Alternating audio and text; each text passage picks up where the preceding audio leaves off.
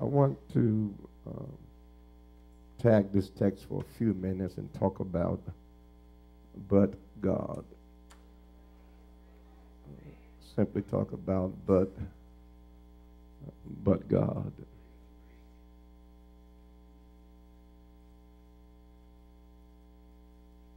At the time of our text, the brothers of, thank you, Ashes, of Joseph find themselves in a place and predicament they never envisioned they would be. Because now they are facing their brother Joseph, whom they tried to destroy.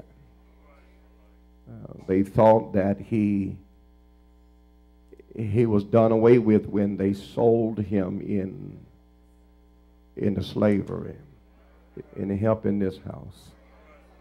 They thought that they were finished with him when they sold him into slavery. For their characterization of him, even when they stood before Joseph, not knowing who he was, is that there is one of us who is no more. I wanted to look at this passage here today because I am convinced that there are many of us who are held hostage by the hurts of our yesterday. There are many who here today are handicapped and handcuffed and hindered from moving from where you are to where God wants you to be because you can't forget what happened to you yesterday. I wanted to raise this story, this drama, this narrative, this look into the life of Joseph because I think that he teaches us our proper response. Life is cruel at best. We learn the hard way that life isn't fair. But my brothers and my sisters, I'll argue to Jesus come that we are not responsible for what life does to us sometimes, but our response is in our hands. Come on, walk with me for a minute. Too many times we respond incorrectly when life has been bitter towards us. I wanted to look at it. I wanted to look at this passage because I think there are many here today who are living below your God-given potential. And it's all because of the pains of the past. Our yesterdays, they haunt us as if they were ghosts, and goblins who are just hanging around trying their level best to make us go back. But I want to look at this because I think that what most believers forget about when they deal with their yesterday, their today, and the possibilities of the potential of the future is they forget about the God factor. And my brothers and my sisters, I want you to understand that if you're a child of God, you're not in this alone. I said if you've been born again, the Lord is on your side. And the Bible declares that if God be for us, he's more than the whole world against us. And somehow we've got to grasp that idea that though family and friends may forsake us, and those whom we thought loved us will put daggers in our back and dig ditches in our pathway, we still got to understand we are not in this by ourselves. Never alone. That's what the lyrics say, never alone. He promised to never leave me alone. And when you recognize and realize and understand that God is on your side, then your response to life is totally different. Walk with me if you can. The Bible said that every time something befell Joseph, but the Lord was with him.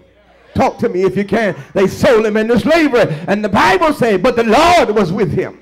He winds up in Potiphar's house, lied on by Potiphar's wife, and the Bible says, but the Lord was with him. He goes to prison, and when he got to jail, the Lord was with him. And when they had the dreams to be interpreted, it was Joseph who interpreted the dream because the Lord was with him. If you're here today, it's all because the Lord He's with you. He's here. He's holding us up so things don't fall down. He's holding us together so things won't fall apart. Anybody know the Lord is with you? The Lord is on our side. Yeah. We got to recognize that we're not in this by ourselves. I don't know derivative. I don't know how long, never is. But it's long enough for me. He said, I'll never forsake you, nor leave you alone. And so these boys, they are facing their brother Joseph, who does now have the power to speak a word, and their lives will be taken from them. And they know this, and so they're trying to negotiate. They're trying to negotiate, forgiveness. Jacob now is dead. He was the one who they said that as long as dad is alive, he won't kill us. But now Jacob is sleeping with his fathers. And these boys now, they are afraid that Joseph would do like so many. That somehow he'd spend the rest of his life getting even. Come on, walk with me for a minute. Can I tell you something?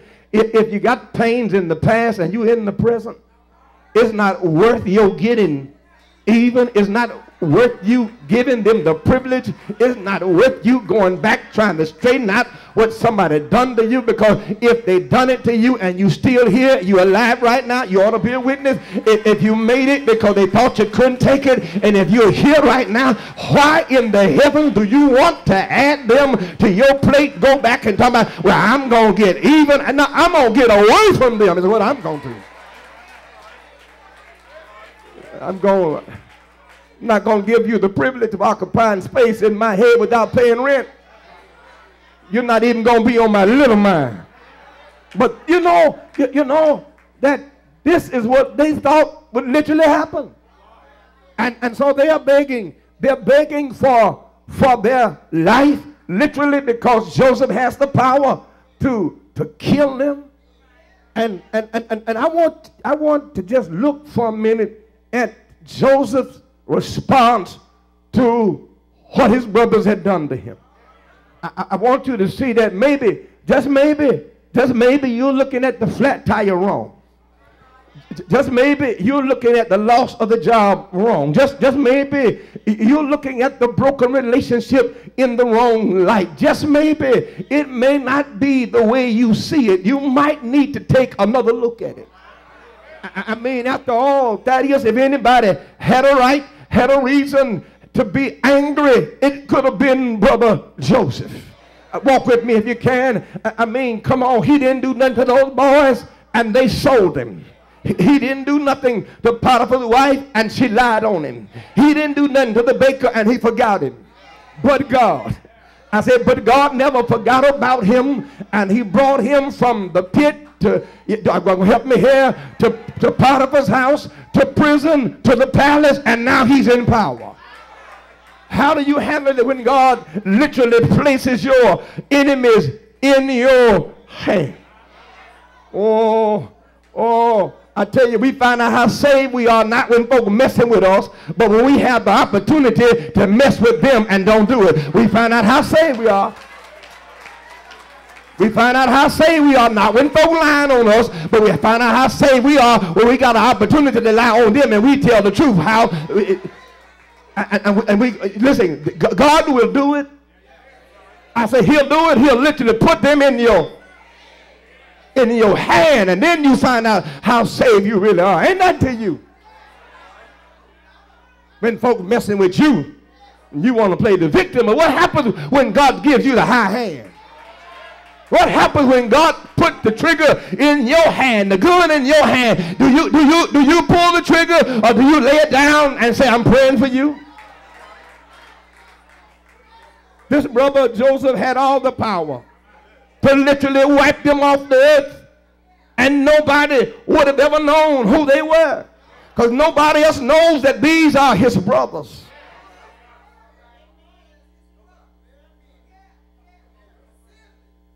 They're standing there trembling. They are afraid that he's going to retaliate. But they said, listen, if we were you.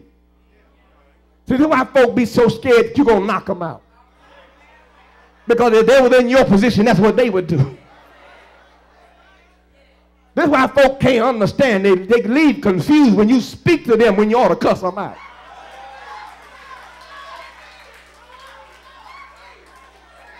I feel a preach coming on. Y'all help me for a minute. I mean, you just cannot give an eye for an eye and a tooth for a tooth. You can't. You got to be better than that. If you've been born again, you got to live at another level. Greater is he who's, talk to me then, in me. It ain't me. Because the Larry in me. Do I have any help in this house? Want to do something, but greater is he who's in me. Thank God for Jesus. And I needed to look at what Joseph says, what he says in response to what they thought. He says,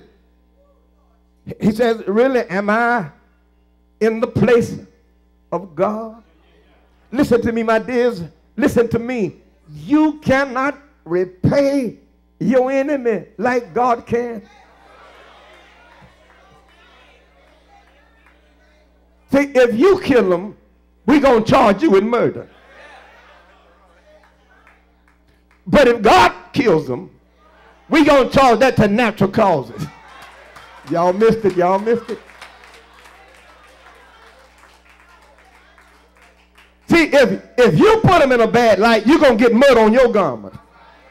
But if the Lord put them in a bad light, ain't nobody going to get blamed. They're going to call it natural causes.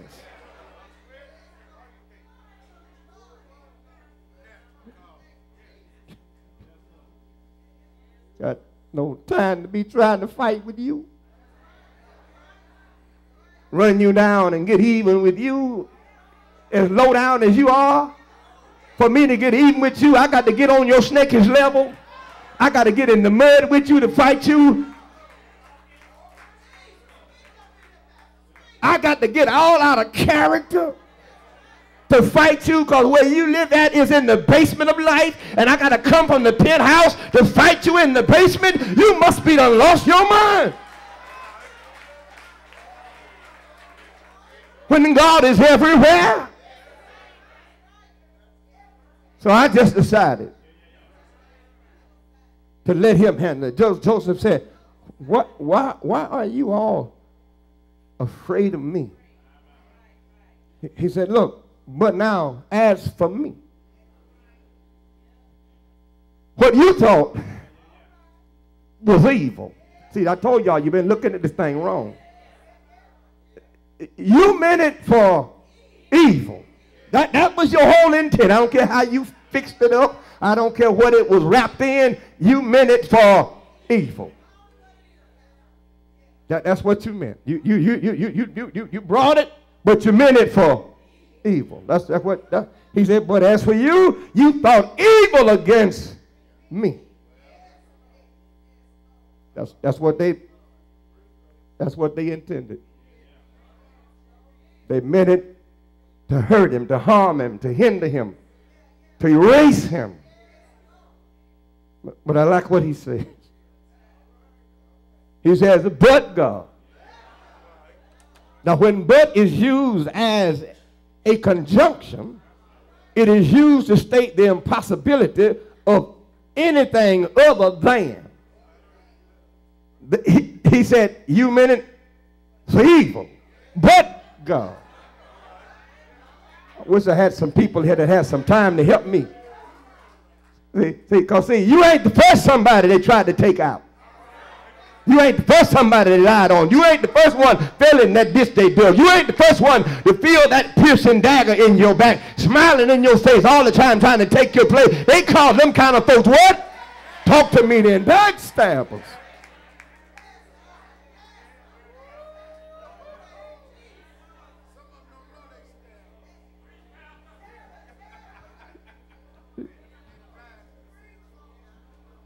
He said, but God.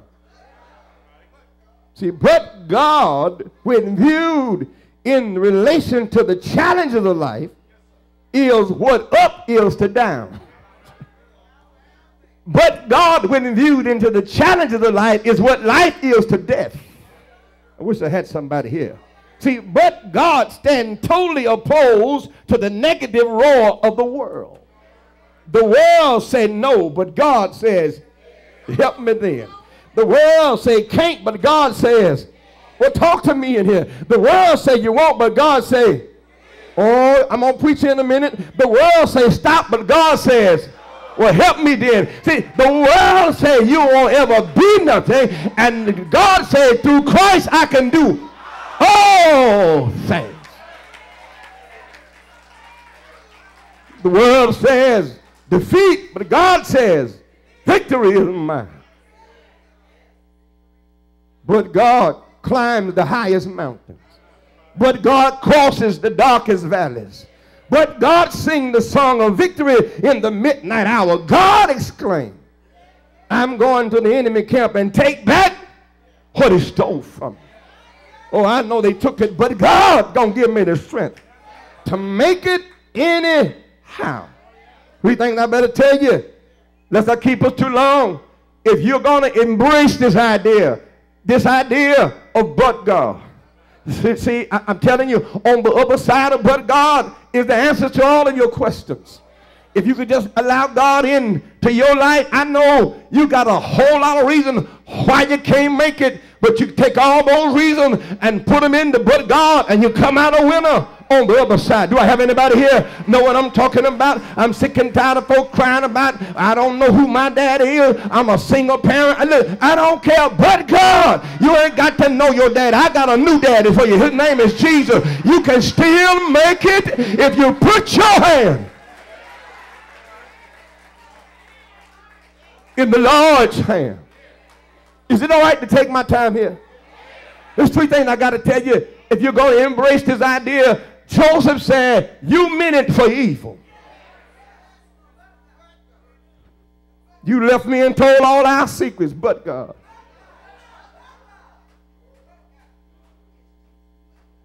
You meant it for evil. First thing you got to do is understand that you can accept the past. Now listen to me very carefully. Accepting the past doesn't mean that you agree with the past. See, somehow we think that if we accept the past, we agree with the past. There's some things in my past I have to accept because there's nothing I can do about it. It doesn't mean I agree with it, but I accept it because it's life. It's reality. It's over. It's done with. See, I could really have a chip on my shoulder at my biological father. I got every kind of reason right in my own little mind why I ought to hate that man, because of all the things he did to me in the past. But my father's actions against me in the past are in the past. My daddy is buried in a grave dead in the past. Now I got a decision to make. Can I just accept the fact that all he done to me and all he did against my family have not changed me? Matter of fact, it's made me better.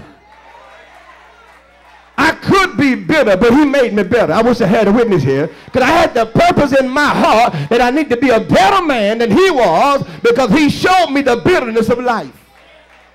Say this one more time, Sesame Street style, real slow. Accepting the past does not mean I agree with the past. But what does it mean then? Glad you asked. It means that I recognize that it is just that, the past. And I refuse to allow it to control my present. That's all it means. I ain't mad at you. I ain't angry with you. That's the past. But I'm not going to let what happened yesterday mess up my today. The sun is shining too brightly in my life for me to keep looking back at dark clouds of oppression. It means that I recognize that it is just that, the past. And I refuse to let the names you called me when we were in a relationship affect how I relate to the person I'm in a relationship with now. That's why some of y'all can't get along. You got good folk, got good men, good women. You got a good opportunity in your life right now. Ain't going to find a better person. But you can't embrace them. Because the last man and the last woman just scarred us so. I just can't never love another again. Boy, it's getting quiet in here now.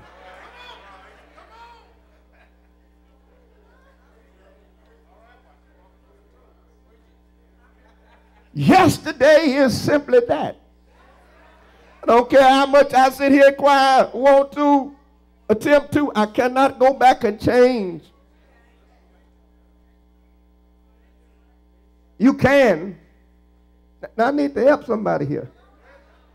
You can accept the past. Now, by accepting it does not mean you agree with it. But you got to put the past in proper perspective and place it where it belongs behind you. I think I told you before, but can I tell you again? That there are two pieces of glass in your car facing you when you're driving. One is a mirror called a rear view mirror. And the other one is called a windshield. I think in most of our cars.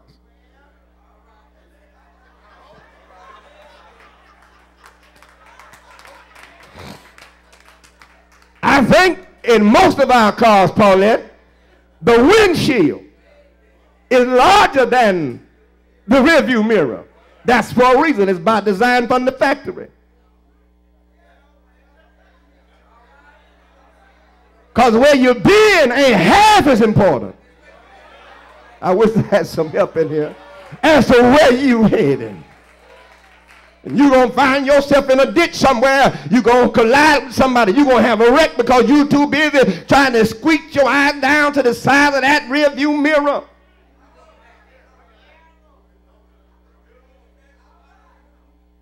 Here your Boaz standing before you and you ain't got enough sense to know that the Boaz that's standing before you is the man you've been looking for because you keep looking at all those zeros you had in the past.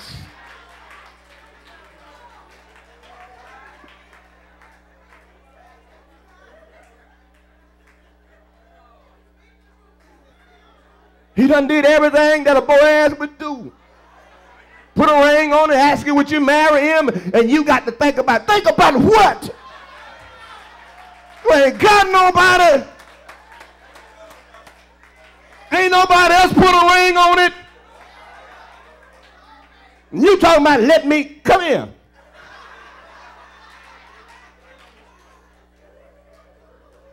What you got?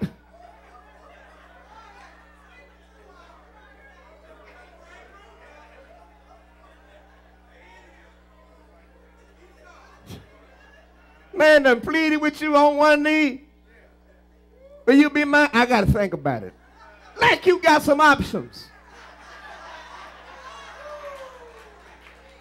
How many other proposals you got on the table right now that you need to consider?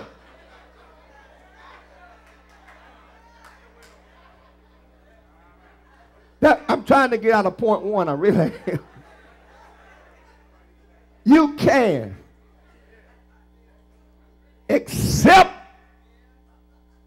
the past. That's what Joseph said. He said, as for you, you meant an evil towards me, but God. So Joseph said, listen, man, let me tell you, yesterday is yesterday. My today is so good. That brings me to my second point. I just got to leave one because it's still tugging at my sleeve saying, say something else about it. I tell you one more thing about the past. Paul said that all things work together for the good of those who love God and are called according to his purpose. As much as you want to, you cannot have lemonade with water and sugar only. You've got to have some bitter lemons. But I tell you, if you get the right combination of lemon, sugar, and water, you change it from just being lemon to being lemonade.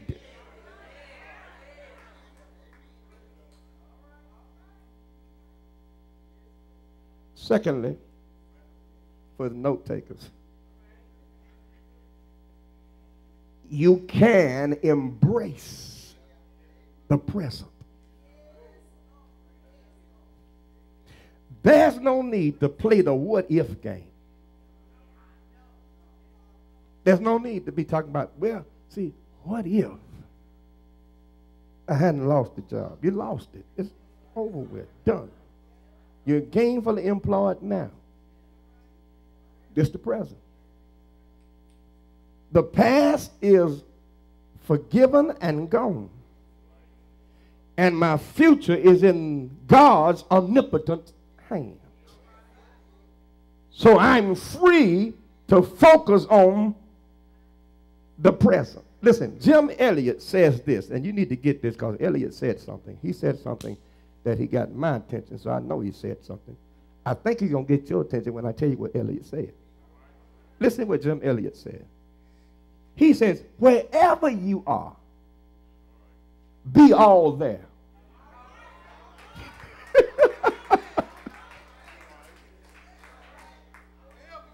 Wherever you are, be all there. Now, I don't know. That was powerful to me. I don't know. Maybe that's elementary to you, but that was just, it blew my mind when I said I better bring this all the way from the study to the pulpit and share this because this is, you ever been talking to somebody?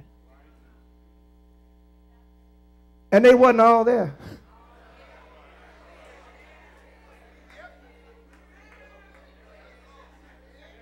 I mean, this like that for you.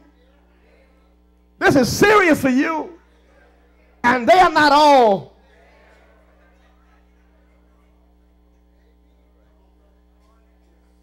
Now, I've gotten caught in this thing, man, of not all being all there. My wife be talking to me, and that boy be running that ball.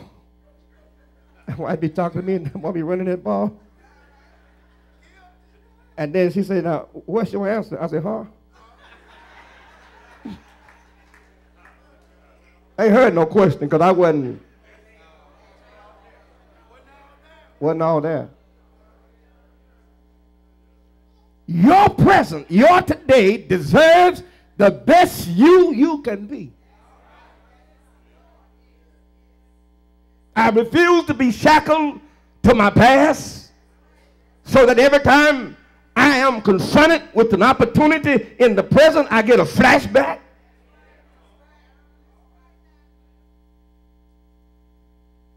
See, Joseph was all there. He didn't get stuck in the pit. He didn't get stuck in prison. He's in the palace. See, Milton, you got to live like you are where you are. If you're delivered, live like you. If you're blessed, live like you. If you're happy, live like you. Don't let where you've been keep coming up. Wherever you are, be all there. That's going to catch somebody on the way home. You ain't all here. You know, they say about some, they say the elevator don't go all the way. They say that boy's about a few bricks shy of a.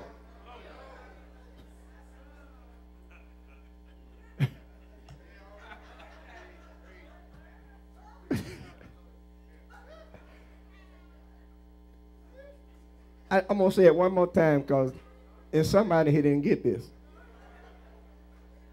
Let me say it Sesame Street style. If you sitting in church, get your mind off cruising and put it on Christ. Wherever you are, be all there.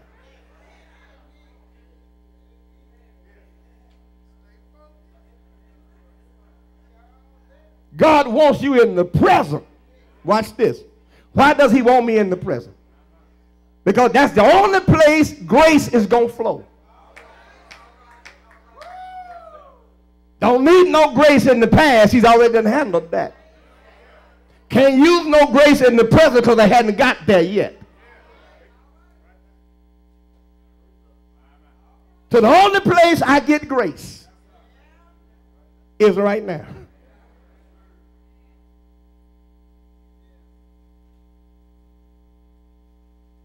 Preach in this house. You can embrace the present. Thirdly and finally, you can look expectantly toward the potentiality of the possible. You can look expectantly towards the potentiality of the possible. See, the possible is filled with potential. Where I'm headed is filled with potential. But I got to at least have some expectation. Just can't slide in tomorrow with no expectations.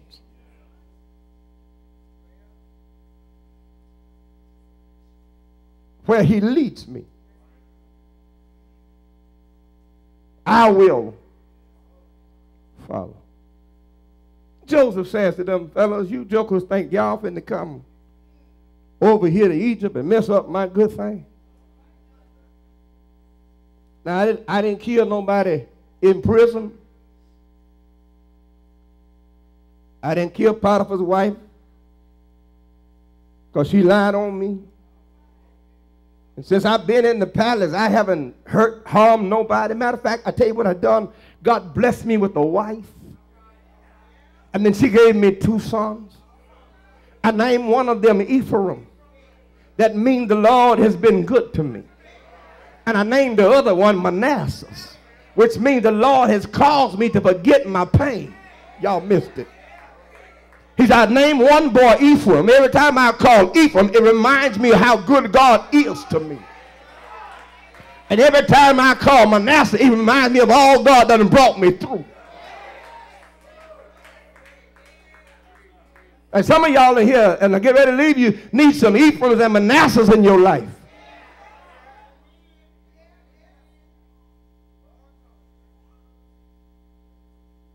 It's the attitude that we need in the church today.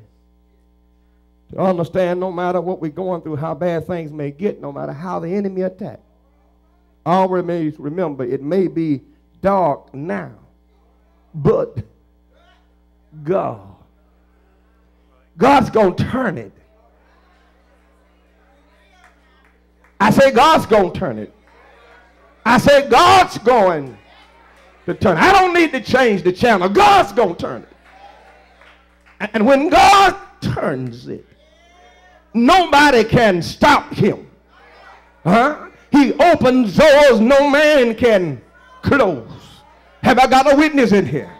He closed doors no man can.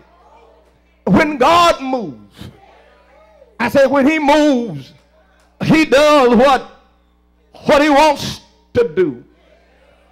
And there's no man who can stay his hand. So Brother Joseph says to them that I don't want y'all around here worrying that I'm going to try and get even with y'all. He said, because the Lord has been gracious to me.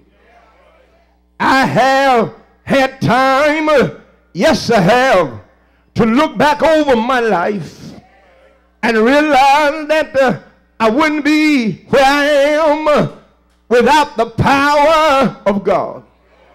Because that day when y'all put me down in that pit, I thank God he was there. Because he moved on my brother Benjamin's heart to beg y'all not to leave me in the pit. And y'all decided then that you would sell me into slavery. And I thank God that y'all sold me. I didn't understand right then what was going on, but as I look back over my life, I thank God y'all sold me into slavery. Because if you had not sold me into slavery, I would have never made it down to Potiphar's house. When I got down to Potiphar's house, I was a slave, but God was on my side.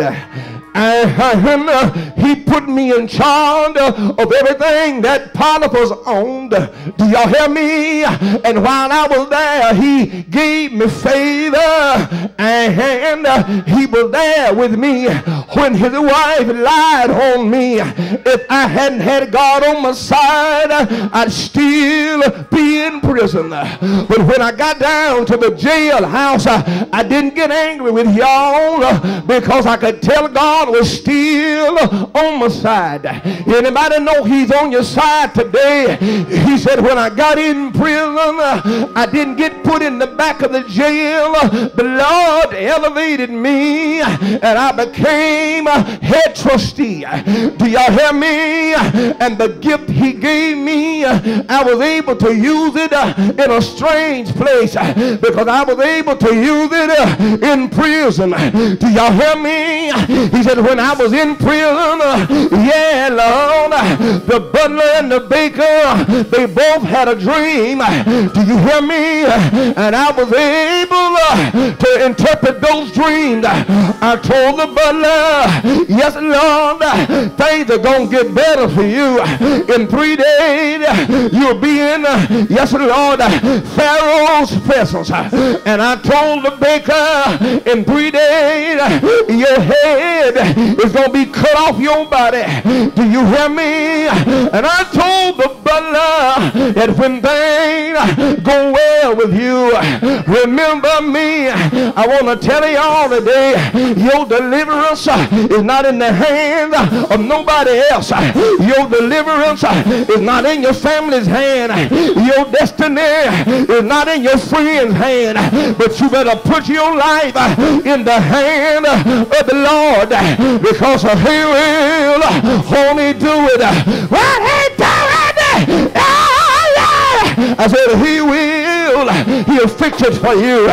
Joseph said 2 whole years went by and then nobody come and say the brother remembered me, but God was still there, because one day he gave Pharaoh a dream and couldn't nobody interpret that dream but me. I came in and told Pharaoh, you need to set your house in order, because the 7 cows that you saw fat, yes Lord, the 7 years of prosperity and the 7 years that you saw the cows lean, yes Lord, it's going to be 7 years of famine.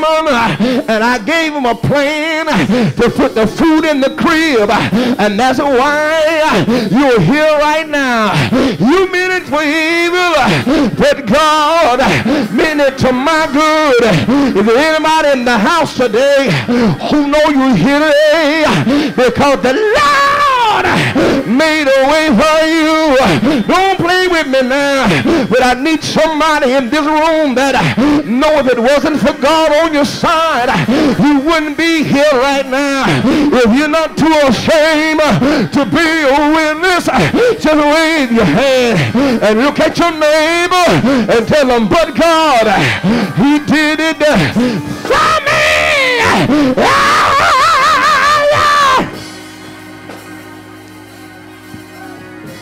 He opened the door